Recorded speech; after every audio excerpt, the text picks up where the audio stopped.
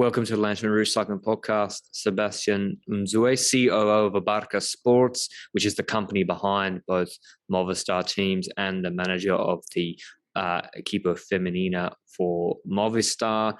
Welcome. Where are you now? And I guess have you got a training camp in Elche or Alicante? And is it a joint camp with both teams? Not yet. I'm in Pamplona now in the office in our service course. Okay. But in next week we're all leaving to Almeria in the south of Spain for a training camp with both teams, the men's, the women's teams, and also the esports team. So it's going to be all of us together in Almeria for a few days. So basically, the last year we've seen that a lot of new races have been announced when it comes to World Tour. We've got Battle of the North, Tour de France Femmes. We've got lots of race days added. I think I made the calculation a few days ago, but I forgot the exact number. But it was a significant improvement in amount of World Tour race days. How do you think that will affect the season for a team, a women's team? I think it's going to have many effects. And I mean, at the end, if we analyze the past 3, 4, even 5 years, I think since we joined the women's peloton, there's been every year a huge increase in the number of race days, not only World Tour, but also Pro Series, 0.1, 0.2 races. So the calendar is growing a lot. This means that teams have many more commitments to pursue and to continue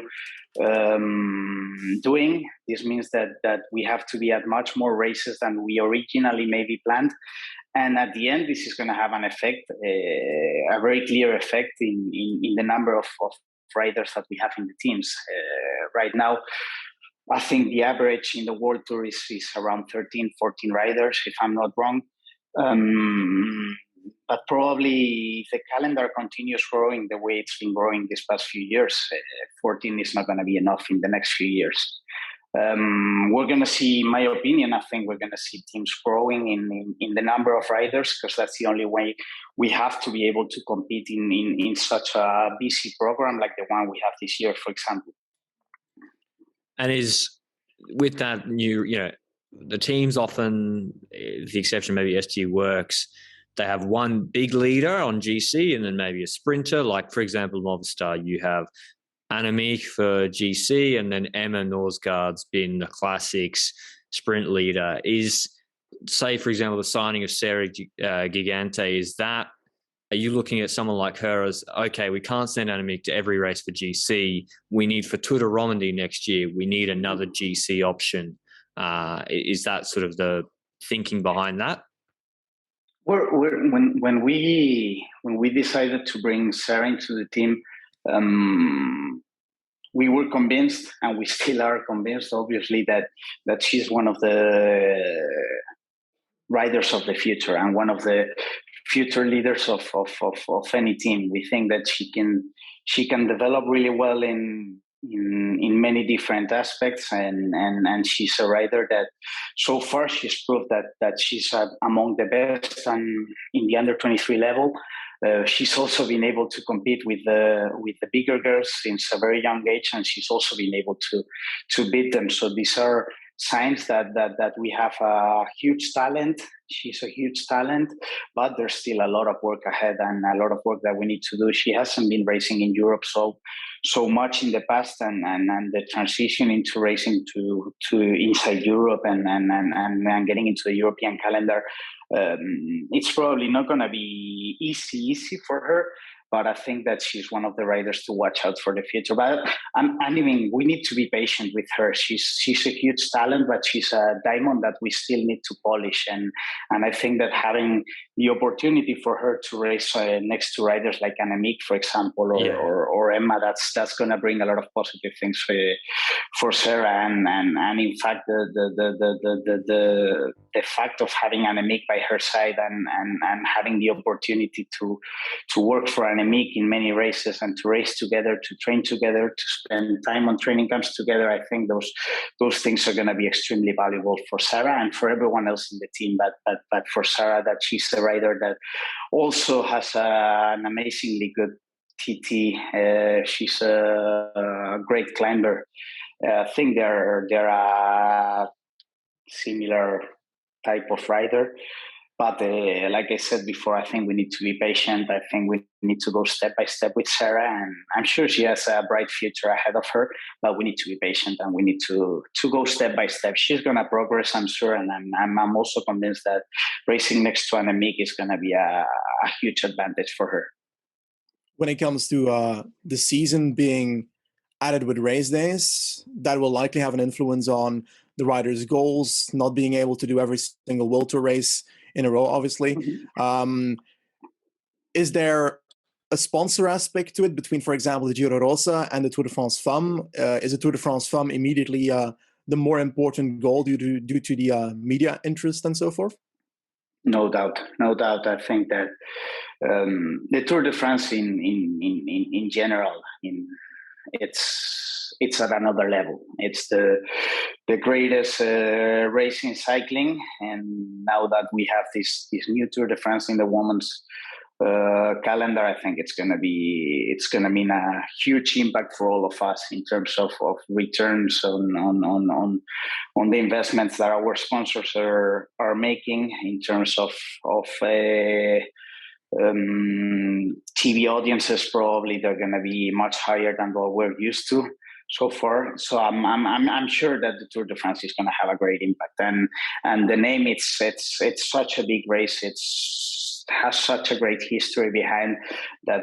It's immediately going to become the main objective for many of us next year. Well, this year now. Do you have any insight, or have you done any projections? It's hard because it hasn't happened yet, into how much of a difference it might make on your budgets for the women's team in the future. Could it increase budgets by 20%, 30%? Like we hear on the men's side, for some teams, sponsors pay, and 80% of the reason is for the Tour de France. It's probably not going to be that high for the women's, but yeah, do you have, because you work in the business side of things as well. Mm-hmm. What do you think, what sort of impact will it be? And will there be like a 2-3 year lag? Because you can't just get that sponsor increase immediately. I think this is going to be a process that it's going to take some time. I haven't made any concrete calculations on what's going to mean in terms of budget, but I'm sure that this is going to allow us to have the visibility that we've been looking for a long time. I hope that the TV audiences are good and continue increasing, and if we have those two things, I'm sure that budget-wise we'll be in a much better position in the future. But I mean, at the end, we're going through a process of a lot of changes in cycling in general, but in women's cycling in particular. I think that the past 5 years have been an absolute transformation of the sport. I came in here in 2018, more or less, and I've seen so many changes in such a short period of time that it's even shocking at some point for many of us how fast we're growing. And in that aspect, I think that we also need to be cautious on how ambitious we are in terms of continue developing the sport. And I think we need to be maybe a little more patient than we've been so far until now. This whole process is going to take time, and at the end, at least from my point of view, what we need to do is make our sport more attractive for the fans to watch on TV, more attractive for companies to continue trusting us with their brands and promoting their brands. And once we have that, once we have a more attractive sport, once we have more interest from the fans, more interest from the companies, I think that's when the change budget-wise it's going to come. But like I said, I think it's a process that takes time. We cannot rush things or try to go too fast, because we risk collapsing everything if we try to run too much. Yeah. Now a completely different question. Annemiek van Vleuten finished off the 2021 season as the #1 female rider in the world. And I wanted to ask, because I tweeted with Annemiek van Vleuten a few hours ago about the value of that. Is that worth it for the team? Because I'm pretty sure there's no prize money. You need to wear the jersey as well, so it's hiding some stuff. So, I mean, I'm not gonna say it's not worth it because I would be lying. At the end, the World Tour ranking proves or shows who's being the most regular rider in the season. So obviously that must have some value. Yeah. Because it's proving that you've been the most regular rider. But I agree with what Annemiek was saying in the tweet. I also read the tweet before coming here into the interview, guys. and I agree with her. And I've had this conversation with her quite a few times already. And it's hard to understand how in women's cycling we're imposed that jersey if you're leading the World Tour, or the young leaders jersey of the World Tour. For me, it's hard to understand. Why do we need to cover ourselves with a jersey that takes away the sponsors, which are the ones who's paying the money and who are making the investment to continue having the team? I'd love to continue having a World Tour ranking. I would love to, because it, like I said before, it proves who has been the most regular rider during the season. But at the same time, there's certain things that I don't understand really well. And one of them is the fact that we need to be wearing those jerseys during the season. Yeah. That's something that we're trying to make, or we are somehow trying to get closer to what men's cycling is at the moment. And we take some rules. And the thing is that I have the feeling that we're putting the focus on not the most important things, which is, in my opinion, what I told you before. We need to continue making our sport more attractive for everyone, fans, sponsors, everyone, and things like having a World Tour leaders jersey that takes away all the space that your sponsors are paying the money for. In that jersey, you're taking it away with the best rider in the team, probably. I think that's unfair. I think it's unfair. I think it's not logical that we have it and the men's don't have it. So I think that if we continue like this, I think that if the men's already took it away quite some years ago, I think that we should follow the same path with the women's. It's the same situation. Yeah, or at least have a monetary prize for it, and at least not be another purple jersey. It was another purple jersey, a mix, all live and etc. And today, for example, today I was. That's it. I was reading about what happened to Vizcaya today. I don't know if they gave them the information today, if they got the information from the UCI today, or if it was previous. But if it was today when they were informed about the fact that they cannot use that jersey, that's a huge problem. Yeah, that's a huge problem for a team. It would be a huge problem for us, and we are a World Tour team. Imagine for a smaller team. It's not fair. It's not fair, and it's not logical that you're making them change their jersey when it's part of the identity that they've had for many, many years already, only for that simple reason, which is the fact that it's really similar to the World Tour leaders jersey. Explain it to me, because I don't understand. I don't understand the logic behind it. I don't think it's fair. I don't think it's right, honestly. Yeah, I agree. We saw the same with Andy Schleck's team as well a few weeks ago. That was similar to other teams. I agree on that. But do you think that the ranking being behind the Women's World Tour, we've now got, I think, 12 teams in total in Women's World Tour, or 11, something like that, compared to in men's, we're at 18, I think, with Quebeca folding, which means that is perhaps the goal of UCI to make it 18 as well and implement the same relegation system, you think, as in the men's cycling? I don't know. Honestly, I don't know. But I think that as it is today, women's cycling, I think that 15 World Tour teams should be the maximum that we think of. Anything more than that, and taking into account that the teams are going to be growing in number of riders, anything above 15 teams, it seems too much for me. I'm no one to make this decision, but it seems too much. I think that, like I told you guys before, I think we need to be more patient in this process. I think that I'm really happy and I'm actually proud, because I feel part of all the progress that has been made in these past few years. But at the same time, I'm also concern that we're trying to take too many steps too fast, and when you do this, you take the risk of collapsing, and that's where we cannot. That's not the point that we want to get to. So I think we need to be much more careful in the pace at which we take certain decisions or we implement certain changes. I'd be more patient, and I'd go in a slower pace. But this is not me to make the decision, unfortunately. Well, yeah, like sometimes you say, people are like, why isn't the TDFF 3 weeks straight away? And it's like, well, that you're adding, like, compared to the Giro Rosa, which has been the longest, most of the time, Women's World Tour race, you're adding like triple the length of that. It's just, it doesn't really make sense. No, we don't need that. We don't need 3 week races. Yeah. I don't think that's the solution to make women's cycling. Yeah, we need races to be on live on TV. We need races to be attractive. And in order to have attractive races, you don't need to have 200-kilometer stages or 3 week stage races. You can have shorter stages with many more difficulties than we had in the past. And that's going to make our races much more exciting. But we don't need to go to a 3 week Grand Tour. What are we going to do in a 3 week Grand Tour with 6 riders per team?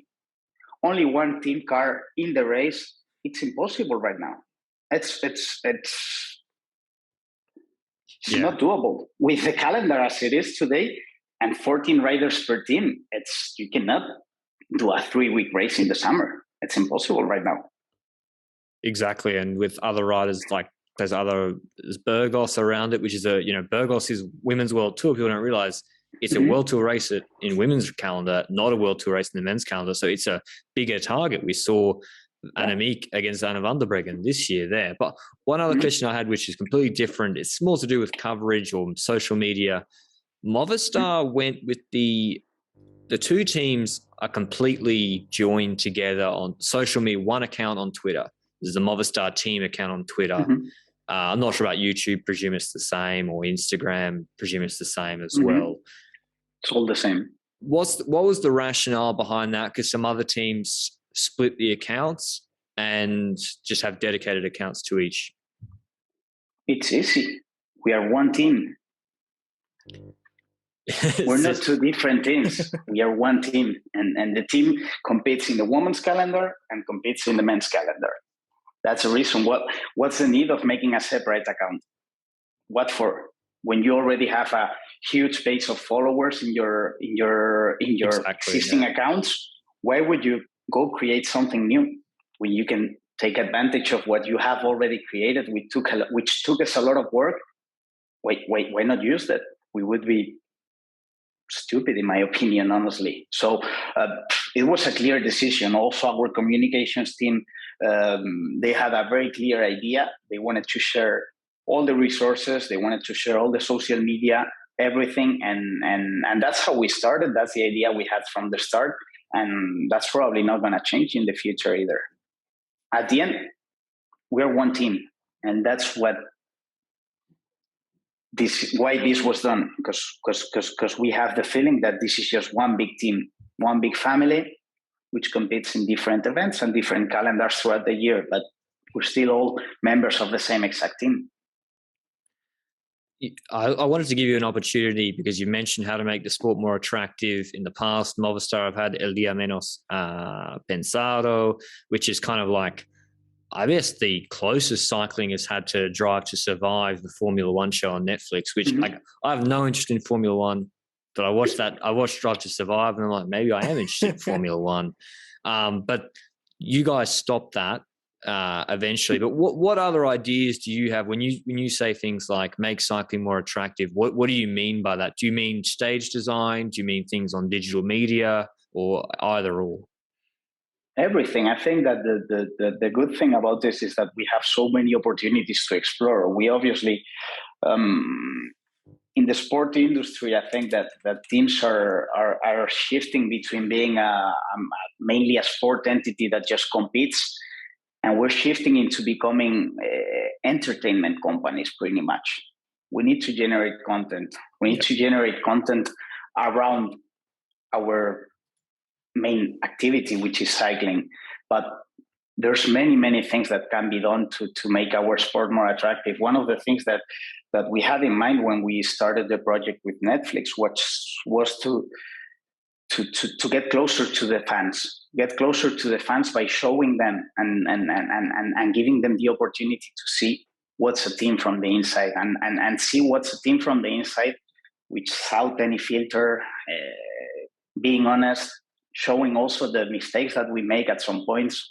We all make mistakes. I think it just humanizes us, and I think these are the kind of things that we have to continue doing. We need to find ways of engaging more and better with our fans. We need to find ways of making our sport attractive for the younger generations, and that's not going to be easy because those people are not willing to spend 3 hours sitting on TV at 4 p.m. every day in the summer just to watch a bike race. So we need to find other ways to get to those people and get to that target audience that I think that we can be really attractive for them. But I think that there's a lot of work that can be done, and a lot of things that we should be doing in order to get that. I'll pitch you one idea. No team's done it yet. Why does no team have a podcast? Geraint Thomas has proven he's taken that, done his own podcast, used his personality. Look, I don't know how much he's making decent money, I think, off it. I think given the sponsors on board, one would assume. And it's also opened up just more reach for him to get closer to the fans. Yeah. I reckon Team Movistar podcast in Spanish. You have a couple of, maybe Jose Joaquin Rojas can be the main host, brings on a different person each week. It'll kill it. Once a week, once every 2 weeks. It's a great idea, and it's one of the things that we've had on the table for a couple of years already. I'm actually a fan of Geraint Thomas's podcast, and I've also heard him and Luke Rowe a few times. So they make some entertaining content, and it's fun. It's fun to watch them. I think it's a great idea. We've got something similar, which is the Movistar Team Talks with that, which I'm not sure if you guys have watched it. We started it during the lockdown period last year, and it was pretty much a video podcast or however you call it nowadays. And those were pretty much relaxed conversations with the riders and other people that we thought would be interesting for the fans. And it's a similar method as a podcast. So I think that we're almost there, and the idea is there. We're working on it. We're thinking about it. We're planning on what's the best way of starting it. But probably at some point you will see us on a podcast as a team. Awesome. Well, that's all we've had lined up for your questions, Sebastian. Thanks so much for coming on and being generous with your time. I'm sure it's great to hear insights like you've given in the last half an hour, and best of luck for the rest of the season with both teams. And of course, we're looking out particularly at the TDFF next year. Annemiek will be the hot favourite for it. So best of luck. Thank you, guys. It was a pleasure to be here.